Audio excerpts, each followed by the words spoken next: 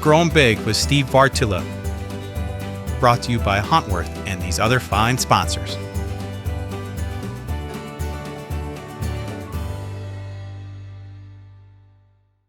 One of the realities of management in the real world is most of us just can't have it all.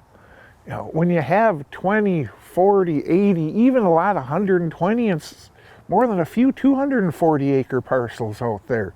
The real world size, if it's not set up absolutely perfectly for topography, and as far as it's oriented in the area itself, what you got on your neighbor's ground, all that stuff, if all your T's are not crossed and I's dotted and a whole bunch of it's outside of your own control, I'm sorry, you just can't manage for it all.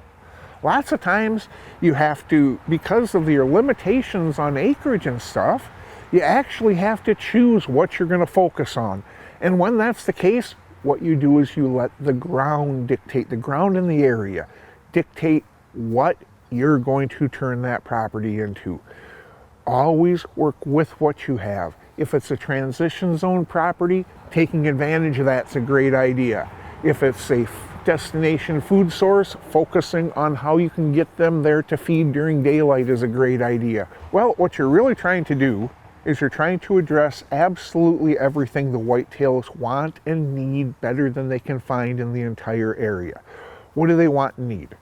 Well, they obviously need food. They need water, although they can often get it from their food.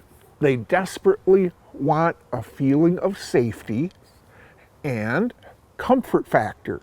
And then there's breeding as well. When you can go ahead and address all that better than they can get in the entire area, you can get deer to spend a disproportionate amount of time on that ground.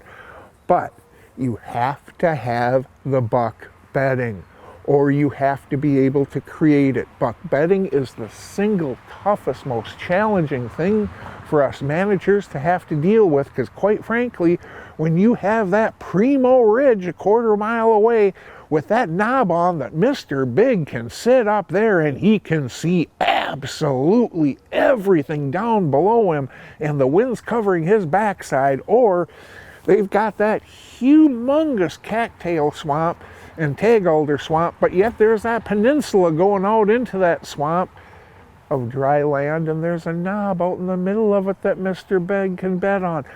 But I'm not going to do heavy logging around there to spur new growth, to go ahead and draw does and fawns and young bucks, because that's the biggest thing I want to avoid.